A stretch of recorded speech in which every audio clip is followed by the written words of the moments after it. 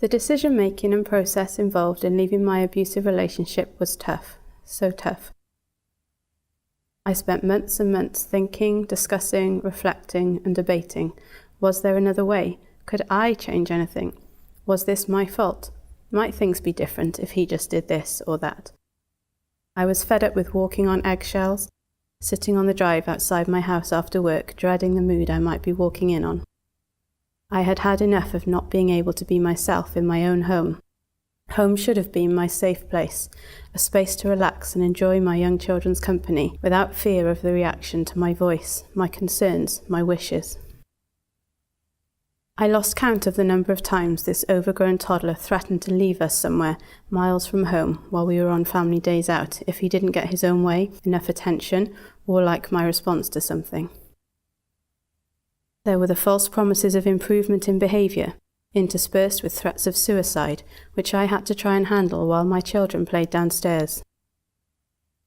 So, after 3 attempts to end the relationship, I finally got the message through to him that I had had enough. He was out.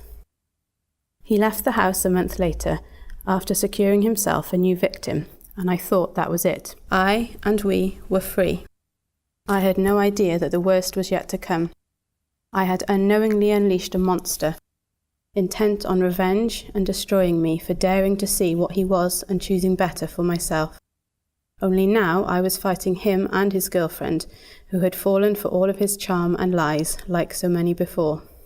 From then on, he began his smear campaign, so typical, I now know, of a narcissist. I have since discovered that they have all read the same handbook and follow it to the letter. Sadly, the professionals involved don't seem to have read the same book and aren't aware of or able to do anything about his tactics. Not long after we split, I had to change the locks and stop him collecting the girls from the house, as he caused so much distress to me and therefore them, the very thing I was trying to protect them from. The pattern is now clear. Say or do anything that questions him or shows his true colours, and he will retaliate to the nth degree.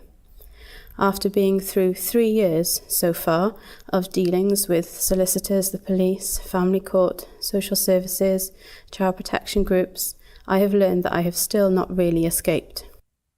The ongoing contact deemed necessary between us because of the children means that he still has access to me and continued control over parts of my life.